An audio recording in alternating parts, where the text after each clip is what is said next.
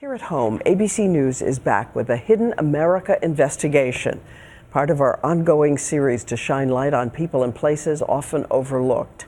And tonight, an investigation into what has happened to some of the most vulnerable people in this country, pushed out of hospitals when they could still be a risk to themselves and others. With a one-way ticket out of town, critics call it patient dumping. ABC's Cecilia Vega has our Hidden America report tonight.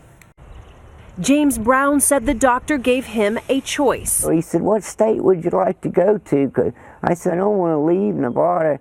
Psychotic, depressed, thinking of suicide, James Brown found himself at Ross and Neal, Nevada's largest mental hospital. 72 hours later, the doctor said it was time to go. He said, "California sounds like a real nice state. I think you'll be happy there." And that's where the hospital sent him, to Sacramento. Brown was alone with just 6 bottles of Ensure and 3 days worth of medication. And a Greyhound ticket, one way to a city where he'd never even been. Why California? What's waiting for me there?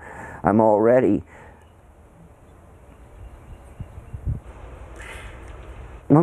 scared enough. Records show the hospital issued bus tickets to nearly 1,500 patients.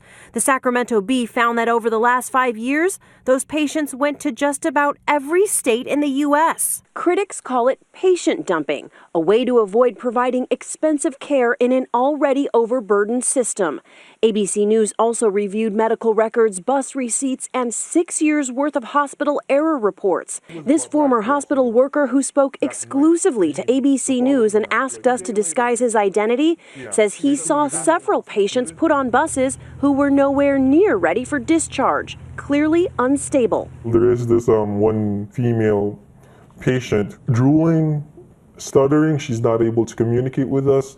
She got discharged on our shift. Is it or has it ever been the policy of the state of Nevada to engage in patient dumping?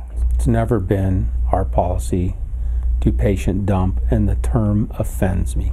Nevada maintains in most cases the hospital was helping patients who asked to go home. But the head of the state's mental health system, Mike Wilden, now admits 10 patients were discharged without following proper protocol, including James Brown. It is not systemic, but it's serious. Can you give me an example of where these 10 ended up? No, I can. I mean, why not? California, other states.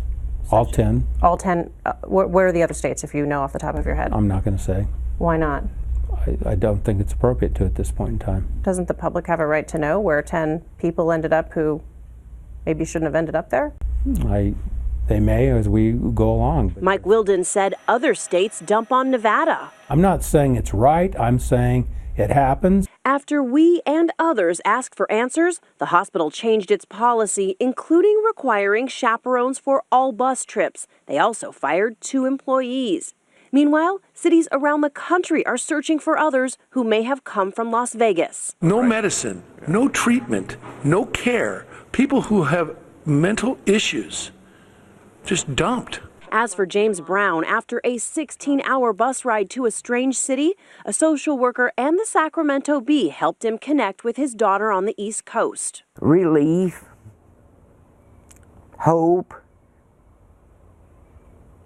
and some dignity. My daughter's given me all those things back that I didn't have. One person lost and now found. Welcome home. But the question remains, how many others are still out there?